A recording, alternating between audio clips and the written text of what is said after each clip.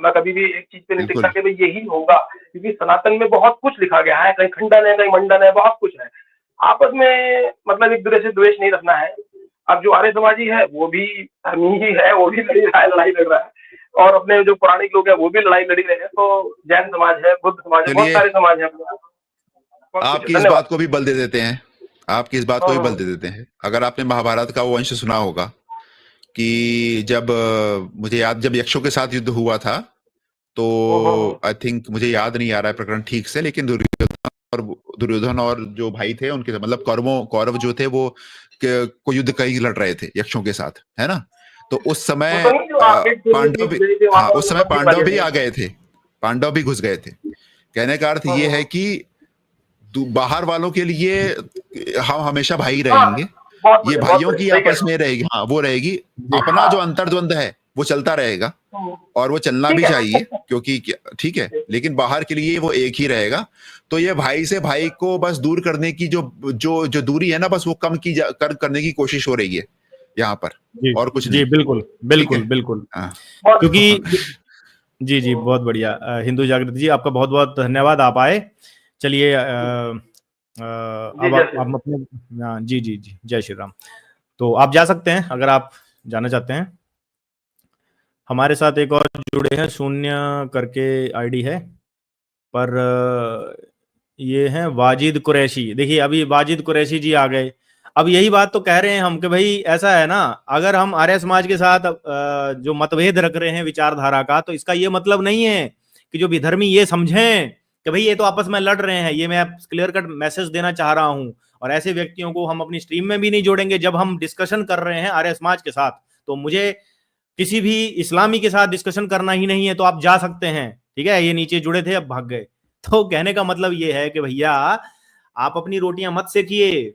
मैंने शुरू में भी कहा था कि अगर मैं आर्य समाज के साथ कोई बात कर रहा हूं तो मेरा निशाना कहीं और है, मेरा निशाना कहीं और है। हम सिर्फ उस अड़चन को दूर करना चाह रहे हैं कि जब हम इन विधर्मियों से, इस्लामियों से, ईसाइयों से जब बात करने के लिए जाते हैं, तो वहां पर हमें अड़चन जो आती है, उन अड़चनों को दूर करने के लिए ही जो है वो आजकल जो हम वीडियो बना रहे हैं कि आर्य समाज की विचारधारा के साथ हमारा जो मतभेद चल रहा है, डिस्कशन चल रहा है, इसका ये मतलब बिल्कुल भी ना समझा जाए कि भाई हम लोग आपस में लड़ रहे हैं और विधर्मी इसका फायदा उठाएं।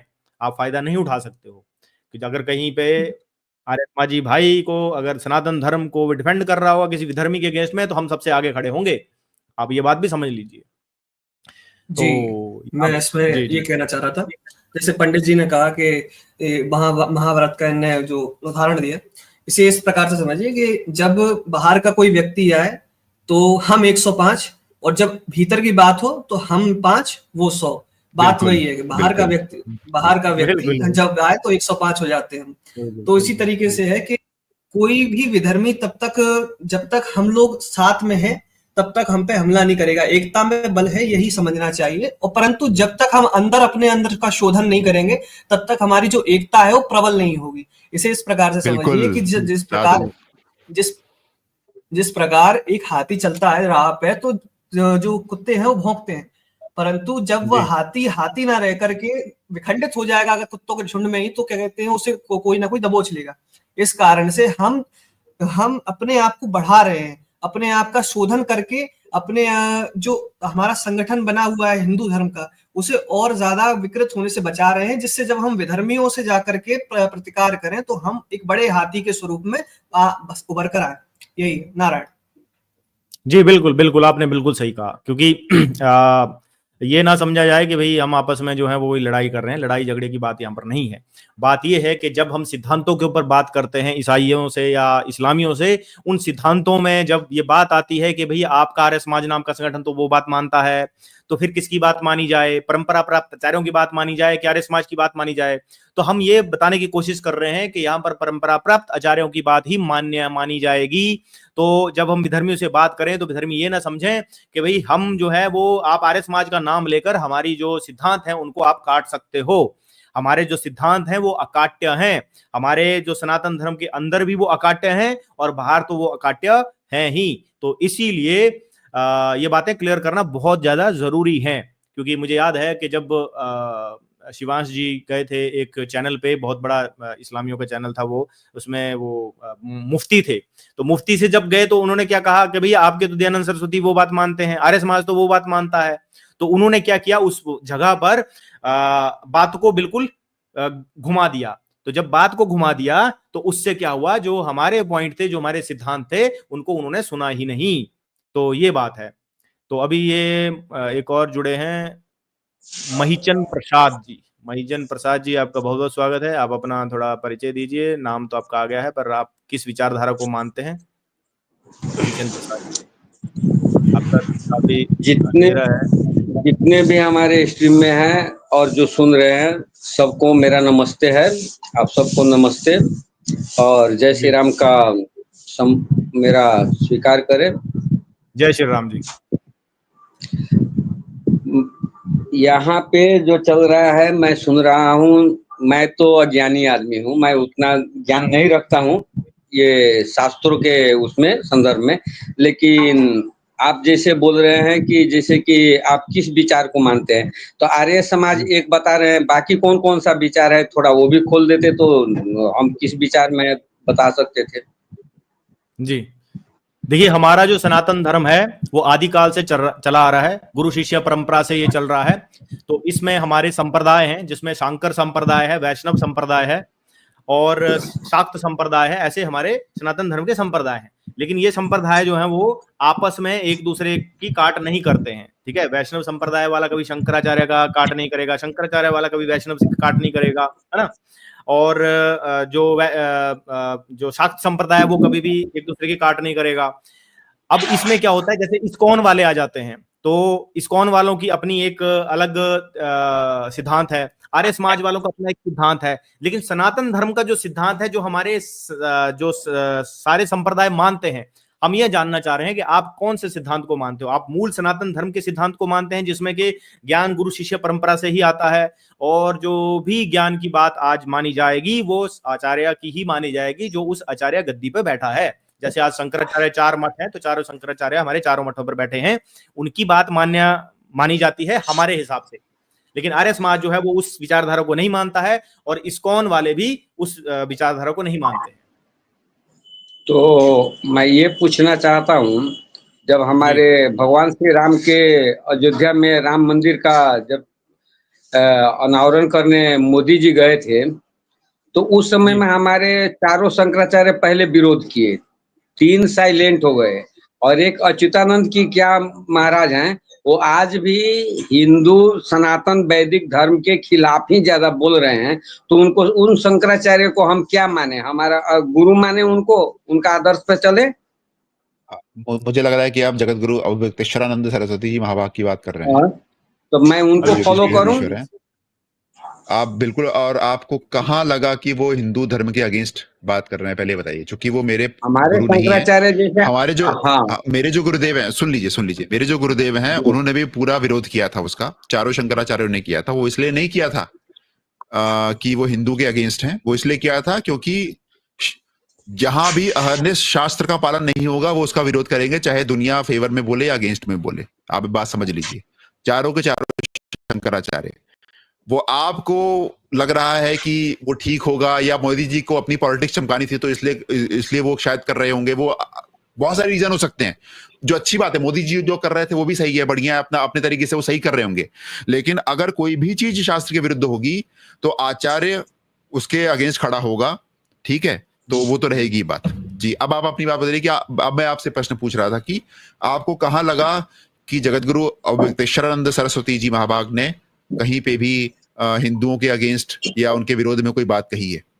जी बताइए। अब मैं ये पूछ रहा हूँ, जैसे कि हमारे शंकराचार्य के मुखार बिंद से भी निकला हुआ शब्द है कि जैसे आज हम घर वापसी का बहुत सुन रहे हैं, घर वापसी भी हो रहा है, जो हमारे सनातन से इस्लाम या किसी तरफ चले गए हैं, और वो समझ रहे हैं कि आज के डेट में हमारा पूर्वज जो थे वो सही थे और ये कल्ट जो है ये गलत है, तो हम गलत कल्ट से अपना घर में वापसी करें। तो ये शंकराचार्य लोग जैसे बोलते हैं कि आपका जो है ये 4 वर्ण में नहीं 5वां वर्ण होगा, तो 5वां वर्ण भी कौन है? कौन सा वर्ण है 5वां वर्ण? नहीं, पांचवा 5 उसकी भी वही अगर तो वही सनातनी समस्या है हो ही कि नहीं आप सकते। हाँ नहीं हो सकते हैं, बिल्कुल होंगे। ये पूरी पीठाधीश्वर जगत गुरु गुरुदेव भगवान जो बोलते हैं ये बात कि सबके पूर्वज सनातन हिंदू वैदिक आर्य हैं, सबके दुनिया में जितने मनुष्य रह रहे हैं सबके पूर्वज सनातन हिंदू वैदिक आर्य हैं, ये बात ठीक है। तो जो जिसका जिसका जैसे जैसे वर्ण होगा वो वैसे वैसे निर्धारित हो जाएगा, ठीक है। पहले घर वापसी हो, अगर आप किसी को जानते हैं कि जो अपनी घर वापसी करके आया है तो उसका भी तरीका मनुस्मृति में बताया गया है, ठीक है। कि लगेगा, समय लगता है जीवन में क्या बोलते हैं, आई थिंक 7 पुश्तों तक उसकी शुद्धि होती है, उसके बाद वो हो जाता है, वो भी अपने वर्ण में वापस आ जाता है। ऐसे इसमें कोई समस्या वाली बात नहीं है। लेकिन ऐसा ये ना सोचिए कि उससे अलग से होंगे या फिर इनको नीचे देखा जाएगा या फिर इनको अलग देखा जाएगा, ऐसा बिल्कुल भी नहीं है। और ये बात तो जो आप ये बात कह रहे हैं कि सबकी घर वापसी हो, इसका विरोध में कोई नहीं है, उसके विरोध में चारों शंकराचार्य बोलते ही हैं, और ये बात तो प्रत्यक्ष बोलते हैं कि सबके पूर्वज हिंदू वैदिक आर्य हैं, थे और हमेशा रहेंगे, इसमें कोई दो राय नहीं है। लेकिन मैंने जो सुना है शंकराचार्य के ही मुख से सुना है कि उन्होंने बोला कि ये सनातनी जो है ये हमारे वर्ण चारों वर्ण में नहीं आ सकती, ये 5वां इनके लिए वर्ण बनेगा। तो ये इसलिए मैंने आपको पूछा। मैं बता रहा हूँ, वो उन्होंने वर्तमान के लिए बताया। जी बोलिए। तो 1 मिनट और कहूंगा। हम देखिए, हम जानना चाहते हैं, हम आपसे भी सीखना चाहते हैं। हम मानते सनातन वैदिक धर्म को हैं, लेकिन मैं सबका सुनता हूं और सबको मैं सिर्फ जानने का प्रयास करता हूं। मेरे पास उतना ज्ञान नहीं है। तो हमारे यहाँ जो जाति प्रथा है, तो जाति प्रथा का ये मतलब जो भी हमारे धर्म के अगुआ है, ये जाति प्रथा का विरोध क्यों नहीं कर रहे हैं? जाति है हमारे मतलब कि उसमें देखिए प्रॉब्लम ये है ना महीचंद जी, आपको ये बताया गया है कि जो भी वर्ण है, जाति तो खैर एक अलग चीज है, लेकिन जो वर्ण है, वर्ण में आपस में द्वेष मूलक नहीं है। मतलब कहने का मतलब है कि किसी भी जाति, आप जाति इसको मान लो, किसी भी जाति का एक दूसरे से भेदभाव नहीं कहा गया है हमारे सनातन धर्म में। कि सब जो है वो एक दूसरे का सम्मान करते हैं। अगर आप शूद्र वर्ण में हो, ब्राह्मण वर्ण में हो, या क्षत्रिय वर्ण में हो, या वैश्य वर्ण में हो, तो वो आपका काम की वजह से आप विभाजित हो, काम की वजह से। वो इस वजह से नहीं हो कि आपको किसी से भेदभाव करने की वजह से विभाजित हो, कि भाई दूसरे से आप भेदभाव करो। जबकि हमें पिछले 100, 150, 200 साल में ये बताया गया है कि जो वर्ण है वो द्वेष मूलक है। शूद्र है तो वो नीच होगा, ब्राह्मण है तो वो बहुत ऊंचा होगा, ब्राह्मण कभी पाप कर ही नहीं सकता, ये हमें बताया गया है। जबकि ऐसा नहीं है, ब्राह्मण भी विधर्मी हो सकता है, और जो शूद्र है वो भी जो है वो भगवत पाठ करके उच्च बन सकता है, भगवत प्राप्ति कर सकता है। अच्छा, हमारे मूलतः सनातन धर्म में फल चौर्य नहीं है। इसका अर्थ ये हुआ कि जो अंतिम फल जो है ईश्वर को दिया जाने वाला, उसमें कभी भी कमी नहीं रखेगा ईश्वर, कभी भी किसी के लिए, वो सबके लिए बराबर है हमेशा। केवल चूंकि आपने शरीर प्राप्त किया है तो इस शरीर के हिसाब से आपको कर्म बांट दिए गए हैं। एक शूद्र भी अपने कर्म को प्राप्त करके भी भगवत प्राप्ति कर सकता है। मैं आपको इसका जवाब इसका एक दूसरा तरीका से समझा देता हूं, मैं समझा देता हूं। आपने बहुत जगह देखा हो जी। एक बात और पूछूंगा। जब हमारे इतने गुरु परंपरा और शिष्य परंपरा इतने उसमें आने के बावजूद हमारे पिछले ये मतलब कि 2000 साल में जो दुर्गति सनातन वैदिक धर्म वालों के हुई, सनातनियों की हुई, ये छुआछूत आज के डेट में भी है। क्यों हो रहा है? जैसे अब हम एक इसमें सवाल, ब्राह्मण और ब्राह्मणवादी सोच, ये दोनों में क्या फर्क है, ये थोड़ा समझा देते तो बहुत ये आपको गलत शिक्षा दी गई है। ये जो आप बोल रहे हो ना ब्राह्मणवादी सोच और ये सब चीजें, ऐसा कुछ भी नहीं, ठीक है। ब्राह्मणवादी तो सोच और मंदिर में आज भी मंदिर में जाने नहीं दिया जा रहा है। मंदिर में आज भी बहुत जगह न्यूज आ रही है, जाना भी नहीं चाहिए। अब सुन लीजिए मेरी बात, सुन लीजिए मेरी बात, जाना भी नहीं चाहिए। सुन लीजिए, 1 मिनट और सुन लीजिए। वहां उन्होंने बोला कि कहाँ पे आपने सुना, मैं नेपाल से बिलोंग करता हूँ, नेपाल से हूँ। मेरे साइड में मतलब कि धनुषा जिला है, जहाँ की भगवान श्री राम का विवाह हुआ था, सीता माता का जो जन्मभूमि है। वैसे तो सीतामढ़ी उनका जन्म भूमि है, लेकिन राजा जनक का जो राज्य है वो जनकपुर है। तो जनकपुर के आसपास में आज भी ब्राह्मण लोग दलितों को पानी भरने तक नहीं दे रहे हैं। बार बार आ रहा है, जबकि यहाँ इतना कड़ा कानून भी है।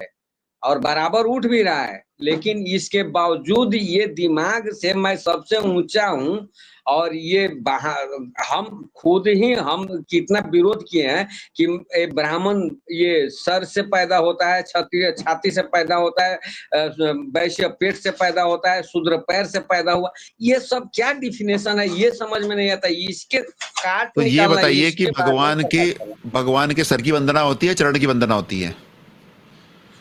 भगवान के उदर का या बाहु का अमृत पीते हैं, चरणामृत पीते हैं? चरणामृत पीते हैं, बिल्कुल पीते हैं। जो तो आपका शूद्र का स्थान, हाँ, तो मूल स्थान देखिए शूद्र का कितना श्रेष्ठ है, पहले आप ये बात समझिए, ठीक है। अब दूसरी बात, मैं भी शूद्र ही हूं, अब मैं बता देता हूं आपको, ठीक है, लेकिन मैं भी वर्णाश्रमी ही हूं। देखिए ऐसा है कि जो आप बात कह रहे हैं कि मंदिरों में नहीं जाना चाहिए या उसमें प्रवेश वर्जित है, वो व्यवस्था मूलक है, द्वेष मूलक नहीं है। अब आप इसको दूसरे तरीके से समझा देता हूं मैं। जब मैं जगन्नाथ जी दर्शन करने जाऊंगा तो जगन्नाथ जी के जो शिखर का दर्शन करने का जो फल मुझे प्राप्त होगा, वो उस मंदिर के गर्भगृह में बैठा हुआ एक पंडा पुजारी जो दिन भर आरती भोग और वो सब कार्य करेगा, उसको जो फल प्राप्त होगा उतना ही फल मुझे केवल और केवल दर्शन मात्र से प्राप्त होगा। मेरी बात सुन रहे हैं आप, समझ रहे हैं? सुन रहा हूं। अंततोगत्वा फल चौर्य नहीं है सनातन धर्म में। व्यवस्था इसलिए बनाई गई है क्योंकि अलग अलग, अब शूद्रों का जो कर्म होता है वो उसमें बहुत ज्यादा, आप इसको ऐसे समझिए कि जो उनके मूल कर्म है उसमें कई बार उनको, अगर मान लीजिए उनको जनेऊ पहना दिया गया तो दिन में उनको 10 बार जनेऊ बदलना पड़ेगा। प्रैक्टिकली आप सोचिए कि कितना मुश्किल है ये कार्य, ठीक है। तो इसलिए उनको जनेऊ पहनाने से छूट दी गई कि आपको ना जनेऊ पहनना है ना उसके कोई कर्म करने, क्योंकि आपके पास ऑलरेडी इतना कर्म है, ये आपके ऊपर बहुत ज्यादा भार हो जाएगा आपके जीवन में कि आप जाके गर्भगृह में पूजा अर्चना भी करो और अपने जो कर्म है, रेगुलर यूजुअल कर्म है, जो अपने जो व्यवहारिक कर्म है उसको भी करिए, ठीक है। तो ये बहुत ही ज्यादा एक क्या बोलते हैं, बर्डन, एक भार हो जाएगा उस शूद्र के जीवन के प्रति, जो अत्याचार हो जाएगा। तो इस भाव को देखकर उनको इस चीज से मुक्त किया गया है। तो ये व्यवस्था के मूल से बताया गया है, द्वेष के मूल से बिल्कुल भी नहीं है। और जो उस गांव का, जिस गांव की आप बात कर रहे हैं, जिस गांव का जो कुआं है वो किसके द्वारा खोदा गया होगा? शास्त्र से समझिए आप इसको। वो उस गांव का कुआं खोदना किसके अधिकार क्षेत्र में आता है? शूद्रों के, ठीक है। तो अब जब शूद्रों ने कुआं खोद दिया तो फिर जब वो उसका पानी, तो इसमें जो पानी भरा होगा, फिर वो पानी अगर जब उनके हिसाब से उनको नहीं पिया जाएगा तो वो किस भाव से रहेगा, आप वो समझिए। और रही बात छुआछूत की, तो वो भी व्यवस्था के मूलक से बनाई गई है। मेरे ऐसे बहुत सारे ब्राह्मण मित्र हैं, ब्राह्मण बता रहा हूं मैं आपको, जिनका जनेऊ अशुद्ध हो जाता है तो मंदिर में प्रवेश नहीं करते हैं, जो अपने किचन में प्रवेश नहीं करते हैं, रसोई घर में प्रवेश नहीं करते क्योंकि अशुद्ध हैं, अपने आप का छूत कहते हैं, जब तक अपना जनेऊ न बदले। बात ये है। तो ये सारी जो चीजें बनाई गई हैं वो कोई नीचता की दृष्टि से, वो वाला नीचता नहीं। एक नीच होता है जो व्यवस्था के हिसाब से बनाई गई है। जैसे कि आप 2 मंजिल पे रहते हैं, 4 मंजिल पे रहते हैं, मैं रहता हूं जमीन पर, पहली मंजिल पर रहता हूं, आप 4 मंजिल पे रहते हैं, तो आप मेरे से ऊंच हैं और मैं आपसे नीच हूं। यही भाव वर्णाश्रम धर्म में है। ये वाला भाव नहीं है कि ये नीचा है तो बहुत छोटा और बिल्कुल एकदम घृणा है, वो भाव नहीं है। आप इसको समझिए।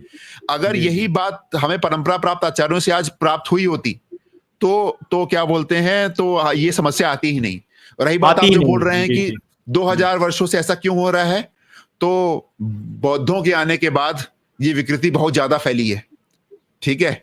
और उसके बाद इतने सारे जो आक्रमण हुए हैं, इस्लामिक आक्रमण, और उसके बाद जो बचा कुछ कसर थी वो अंग्रेजों ने पूरी कर दी, ठीक है। तो अगर आप शूद्रों के कर्म को देखेंगे तो जितने भी धनोपार्जन वाले कर्म हैं वो केवल शूद्रों और वैश्यों के हाथ में हैं।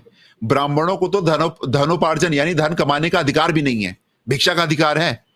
अब मैं इसको दूसरी तरीके से बोलूं कि ब्राह्मणों को केवल भीख मांगने का अधिकार है, तो कितना बुरा लगेगा। बात वही कह रहा हूं मैं कि ब्राह्मणों को भीख मांगने का अधिकार है, भिक्षा लेने का अधिकार है, ठीक है। और तो कितना कोई ब्राह्मण, तो कितना बुरा लगेगा ब्राह्मण को कि मेरे को छोटा समझ रहा है। ना, छोटा नहीं कह रहा हूं, यही व्यवस्था है। तो आज के समय जितने ब्राह्मण भी ये जो कर्म कर रहे हैं, कहीं नौकरी कर रहे हैं, ठीक है, सेवा दे रहे हैं, तो वो सारे के सारे कर्म शंकर हैं, उनसे कभी भी ब्राह्मणों वाला कार्य नहीं लिया जा सकता। अगर लिया जाएगा तो वो भी धर्म है, ये समझिए, इस बात को समझिए। और अभी थोड़ी देर पहले मैं बता रहा था, मैं जितने भी आपके लघु उद्योग कुटीर उद्योग हैं, जी बोलिए बोलिए। थोड़ा सा मैं उसमें बात करूंगा। आज के हमारे सारे ब्राह्मण कथावाचक जो हैं, हमारे सनातनियों को क्या बनाना चाहते हैं और क्या बना रहे हैं? वो क्षत्रिय एक बना रहे, क्षत्रिय तो बना नहीं रहे हैं, सबके सबको नपुंसक बनाने में लगे हुए हैं। कथा सुनाएंगे, जब राम कथा कथावाचक शुरू करते हैं तो उनको क्या होता है, जितने भी देखा जाता है उसमें माता सीता भगवान श्री राम चले गए और निकल रहे हैं जब वनवास के लिए, तो वनवास में गए तो वो माझी के नाव से पार उतरने के बाद देखिए भावनात्मक चीटिंग उसको हम कहते हैं कि देखिए भगवान श्री राम के पैरों में छाले पे छाले पड़े हुए हैं, माता सीता रो रही है। और देखिए ऐसे भावनात्मक हमारे महिला जो है, हमारी नारी शक्ति को वहाँ एक आर्जन की शक्ति बनाया जो जा रहा है, आर्जन का केंद्र बनाया जा रहा है, इमोशनल रूप से वहाँ पे ब्लैकमेलिंग हो रही है। तो ये क्षत्रिय भगवान श्री राम अपने गांडीव अपना धनुष भी लेकर गए हैं। भगवान श्री राम जंगल में ऐसे कुत्ता बिलाई मिले, ऐसे आतंकवादी अतिताई मिले तो उनके लिए भी गांडीव रखे हुए हैं। ये कथावाचक कथा सुनाते नहीं है। और इस पे आपका क्या कथन है? नहीं, ऐसा नहीं है कि मुझे लगता है कि आपने एक्चुअली ये दो बातें होती हैं। पहली बात तो ये है कि आपने पूरी राम कथा सुनी नहीं है जो 9 दिन में होती है, और मान लीजिए आपने सुन भी ली तो समस्या ये होती है आजकल के कथावाचकों की, समस्या ना बोले या फिर बोलने की इस तरह से बना हुआ है कि केवल उनको 9 ही दिन कथा करनी होती है एक जगह, तो 9 दिन में वो पूरी रामायण नहीं बांच पाते हैं।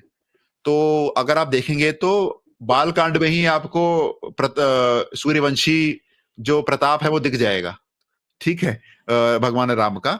और उत्तर कांड में या लंका कांड में या उससे पहले वाले कांड में, मुझे नाम याद नहीं आ रहा है, उसमें भी आपको सीता भगवती सीता का भी आपको उनकी भी शक्ति आपको दिख जाएगी। तो ऐसा नहीं है, आप या तो 2 चीजें करिए, या तो आप रामचरितमानस का अध्ययन स्वयं करिए, और नहीं तो कथा सुनने जा रहे हैं तो 9 दिन की पूरी सुनिए। और मुझे नहीं पता, और मैं नहीं जानता कि आप किसी अमुक कथावाचकों की बात कर रहे हैं और जो किस व्यास पे बैठते हैं, किसके अधिकारी हैं कि नहीं, मुझे इस बात की जानकारी नहीं है। जी सर, मैं अधिकांश का बात कर रहा हूँ। जैसे मैं जहां तक समझ रहा हूँ, आप भगवान श्री कृष्ण के, मैं तो सबका पूजा करता हूँ और इनके अनुसरण भी करता हूँ, और क्षत्रिय मतलब कि धर्म का पालन भी होना चाहिए। हर मतलब कि सनातनियों को क्षत्रिय बनने का आज आवश्यकता है। तो है क्या कि आपको ये कहना चाहता हूँ, आज कथावाचक जैसे भागवत गीता कहने जाते हैं, तो भागवत गीता में आप देखिए, भागवत में तो कहीं भी माता राधा का चर्चा नहीं है। मैं माता राधा ही कहता हूँ, राधा माँ का। और वहां पे क्या करते हैं, रासलीला शुरू कर देते हैं। भागवत गीता एक मिनट रुकिए, आप कंफ्यूज हो रहे हैं। अरे रुकिए, आप बहुत देखिए महीचंद जी, आपको जो शिक्षा दी गई है, आपको गलत बताया गया कि राधा का कहीं पर नाम नहीं है। आप देवी भगवत पुराण पढ़िए, वहां पर राधा के बारे में बताया गया है कि राधा कौन है, ठीक है। हाँ, शिव पुराण में भी है, देवी भगवत पुराण में भी है कि जो राधा कौन है, ठीक है। आप ये आप आर्य समाज वाली जो विचारधारा है, आर्य समाज की जो विचारधारा है या जो विधर्मी है, ये हमेशा ये आक्षेप लगाते हैं कि भैया राधा का कहीं पर जिक्र नहीं है। राधा स्वयं ईश्वर हैं, जैसे श्री कृष्ण स्वयं ईश्वर हैं, वैसे राधा भी स्वयं ईश्वर हैं। आप बात समझिए। थोड़ा सा सर महाराज, थोड़ा सा सुन लीजिए प्रभु, थोड़ा सा सुन लीजिए प्रभु। मेरा कथन ये है कि जैसे भगवान श्री कृष्ण का गीता है, भागवत गीता, महाभारत है और एक हरिवंश पुराण, 3 पुराण उनका बहुत ऑथेंटिक हम लोग को जो है, इस तीनों में माता राधा का कहीं चर्चा नहीं है। तो राधा के बारे में आपको कौन बताएगा? हमारे परंपरा प्राप्त आचार्य ही हम आपको राधा के बारे में बता पाएंगे। आप परंपरा प्राप्त आचार्यों को एक बार सुनिए। राघवाचार्य जी हैं, आप उनके भी, वो भी प्रवचन भगवत करते हैं, उनके भी चैनल है यूट्यूब चैनल पे, तो आप उनका भी जी जो सर। प्रवचन जरूर सुनिए। आपको शंकराचार्य को जरूर सुनिए, चाहे अद्वैतानंद सरस्वती जी हैं, चाहे हमारे निशिलानंद जी महाराज हैं, आप इनको जरूर सुनिए। राधा के बारे में वो बड़े अच्छे से एक्सप्लेन करते हैं कि कहां पर रेफरेंस है। तो परंपरा प्राप्त आचार्य ही आपको बता पाएंगे कि राधा का कहां पर रेफरेंस है। ये जो स्वघोषित कुछ कथा का वाचक हैं, ये आपको मे भी कुछ गलत बातें बता रहे होंगे, तो आप अभी कहीं सही जगह पे नहीं पहुंचे हैं। जब आप सही जगह पे जाओगे तो आपको सब उसका क्लैरिफिकेशन मिल जाएगा।